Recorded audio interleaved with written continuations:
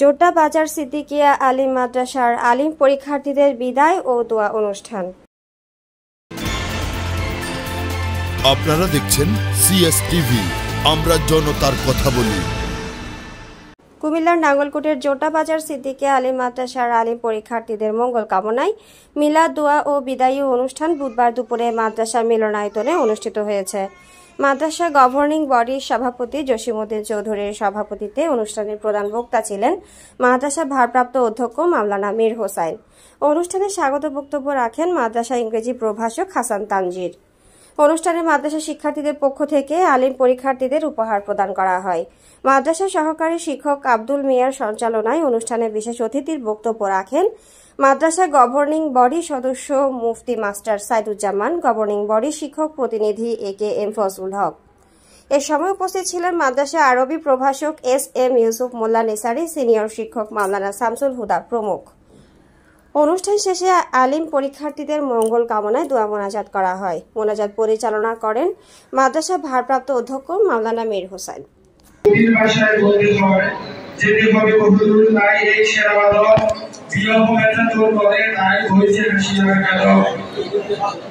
আজ ছেড়ে চলেছি সকল মায়ের সুশাসক, সম্মুখে দাঁড়িয়েছি কিন্তু তাই বিদায়ী ভাষণ।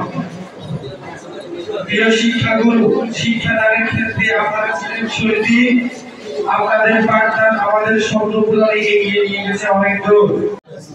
আমি স্মরণ করতে চাই আমার সেই সকল শিক্ষকদের যারা আমাদের পাঠদান করিয়েছিলেন, কিন্তু তাদের পরিক্রমায় তারা আজ আমাদের মাঝে উপস্থিত। আর আমি ধন্যবাদ জানাতে চাই আমার সকল শিক্ষকদের, কেবল আমাদের পাঠদানের জন্য নয়, বরং আমাদের ভিতর নৈতিক মূল্যবোধ জাগ্রত করার জন্য, যা মানুষকে উন্নীত করেছে আশা উন্নত। তোমাদের স্মৃতি এই জোড্ডা মাদ্রাসাকে নিয়ে চিরদিন থাকবে। আমি একটি কথাই বলবো, এই বিদায় হচ্ছে একটি দ্বার অতিক্রম করা। যে দ্বার অতিক্রম করে তোমরা সামনে এগিয়ে যাবে, তোমাদের জীবনকে অনেক উন্নত করবে, তোমাদের জীবন সাফল্যমণ্ডিত করবে, এই আহ্বান করছি। সম্মানিত শিক্ষার্থীবৃন্দ, আজ তোমরা বিদায় নিচ্ছ। এই বিদায়ের মাধ্যমে ভবিষ্যতে তোমাদের জীবন আরো সুন্দরভাবে গড়ে তুলবে, এই প্রত্যাশা করছে।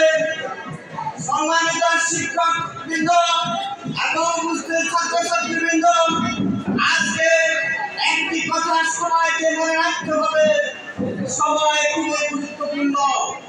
এই সময়কে যারা কাজে না লাগাবে, এই সময়ের যারা অবহেলা করবে, তাদের জীবনে সম্মান আসবে না, তাদের জীবনে খ্যাতি আসবে না। এই জন্য সময়কে কাজে লাগাতে হবে।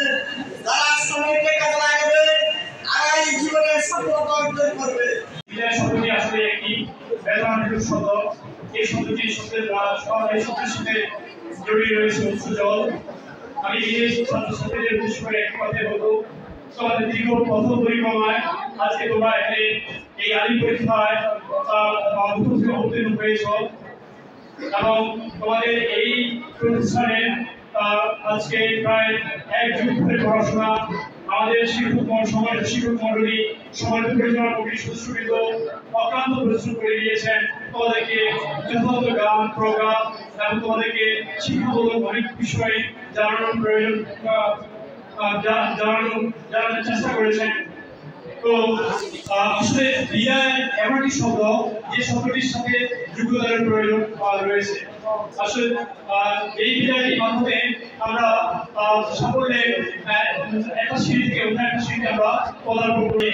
তাই তোমার সামনে পরীক্ষা, তোমাদের যথাযথ প্রস্তুতি তোমরা নিশ্চয়ই নিয়েছ এবং যতটুকু প্রস্তুতির ঘাটতি রয়েছে তোমরা সেই ঘাটতিটুকু পূরণ করবে, সে আশা আমি ব্যক্ত করছি। দ্বিতীয় শ্রেণী উত্তীর্ণ হয়ে তারা উচ্চশিক্ষার জন্য বাংলাদেশের বিভিন্ন বিশ্ববিদ্যালয় থেকে শুরু করে মাদ্রাসায় লেখাপড়া করার উদ্দেশ্যে তাদেরকে এই ধাপটা অতিক্রম করতে হবে। তাই এই ধাপ অতিক্রম করার জন্য তোমরা যে প্রস্তুতি গ্রহণ করেছ, সেই প্রস্তুতিটা তোমাদের 30 তারিখ আগামী 30শে জুন তোমাদের পরীক্ষা শুরু হতে যাচ্ছে, জমা দিয়ে দিবা এবং বলবা যে এই এক মাস এই সুন্দর দিন আমি মোবাইলের কাছে দাঁড়িয়েও যাবো না, দেখবা যে তোমার পক্ষে পাস করার কোনো অসুবিধা হবে না।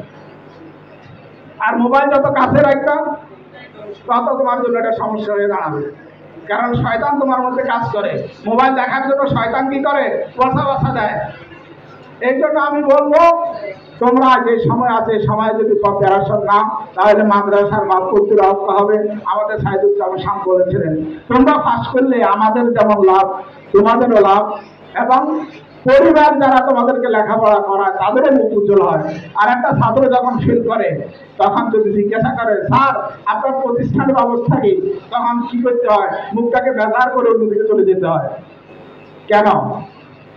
আমরা তোমাদেরকে লেখাপড়া করাই, আমরা মুখ কেন বেজার হবে? সেই জন্য তোমাদের ভালোভাবে লেখাপড়া করতে হবে। এবং আমি শেষ একটা কথাই বলবো, দীর্ঘ 2 বছর তোমাদের সেশন ছিল। এই 2 বছরের মধ্যে আসলে 2 বছর কিন্তু সেশনে লেখাপড়া হয় না, সর্বোচ্চ 1 বছর লেখাপড়া হয়।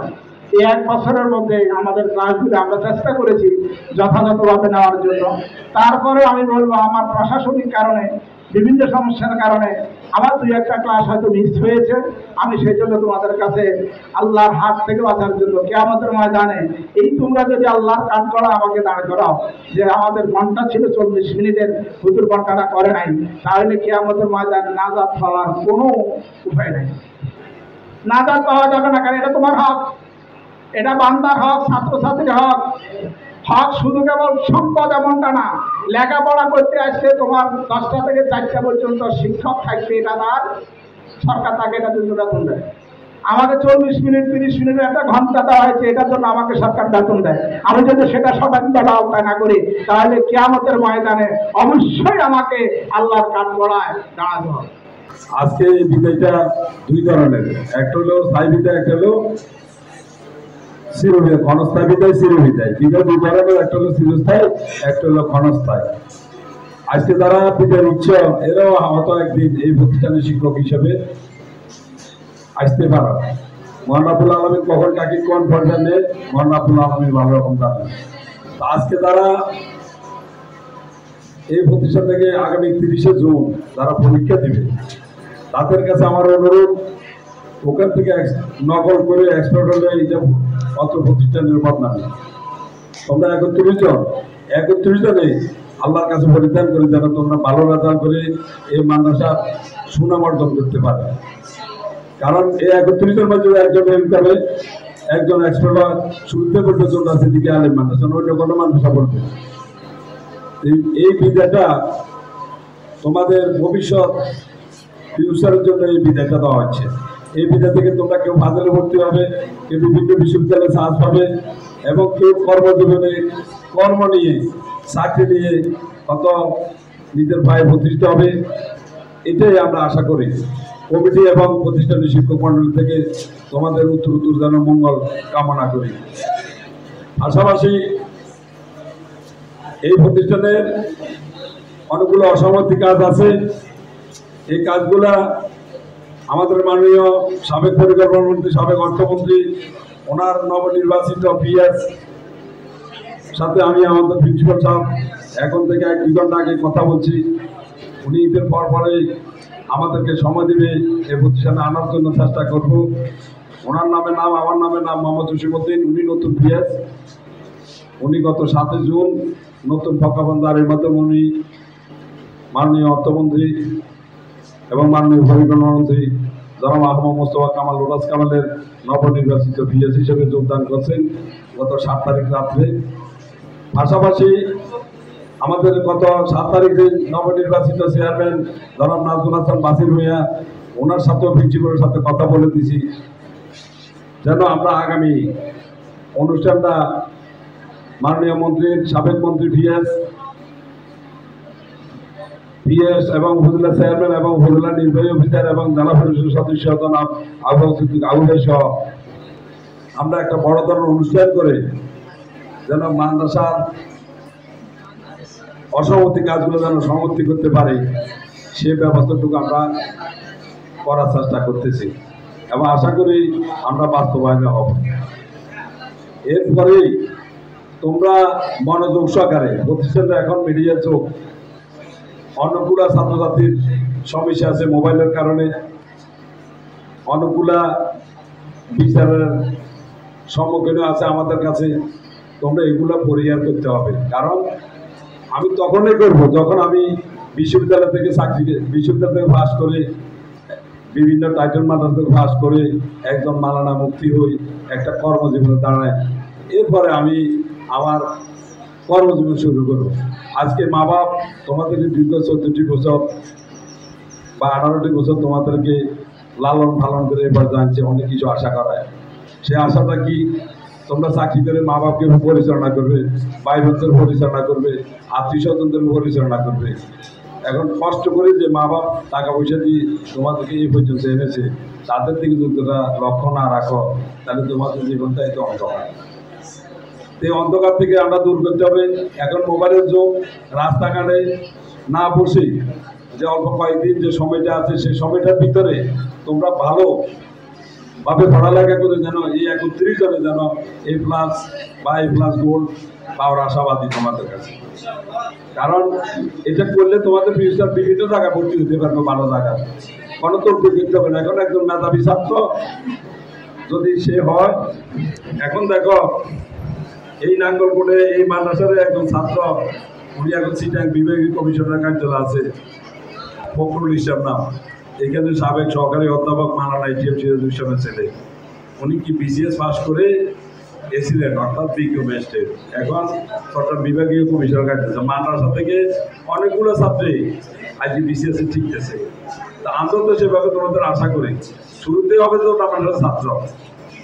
আর তোমরা যদি অল্প বয়সে লেখাপড়া না করে নিজের বিভিন্ন জায়গা থেকে লেখাপড়া থেকে বঞ্চিত হয়ে যাও, তাহলে মা বাবাও কষ্ট পাবে, আত্মীয় স্বজন কষ্ট পাবে, প্রতিষ্ঠানও কষ্ট পাবে, আমরাও কষ্ট পাবো। ফেলের এখন কোনো শব্দ নেই, মেধাবী এখন কোনো তকদির লাগে না। প্রাইমারি স্কুলে দেখো, আমাদের প্রাইমারি স্কুলে 2জন মুরব্বী আছে, মাদ্রাসা শিক্ষক, এরা চাকরি করতেছে, ওদের মেধাবী যোগ্যতা। একজন বাড়ি মকরপুর, নাম শফিউল্লাহ, উনি চাকরি করছে আমাদের নারায়ণপুর ভাতের ভিতর, মাদ্রাসা ছাত্র। ওখানে তো নকল করে পাস করে নেই, হাজার একটা পদের জন্য অন্তত 600-700 ছেলে মেয়ে পরীক্ষা দেয় একটা পদের জন্য। এবার পরীক্ষার প্রতিযোগিতা উনি চাকরি করতেছেন। আমাদের এখানে মাওলানা কাসেম সাহেব আছে, শঙ্করপুর বাড়ি, অনেকে ছিলেন। এগুলা আমাদের থেকে লক্ষ্য রাখতে হবে, কারণ শিক্ষাদাতের মেরুদণ্ড। এবং তোমরাও মা বাপের কি অনেক আশা ভরসার লালিত পালিত সন্তান ছেলে মেয়ে। আপনারা দেখছেন CS TV, আমরা জনতার কথা বলি।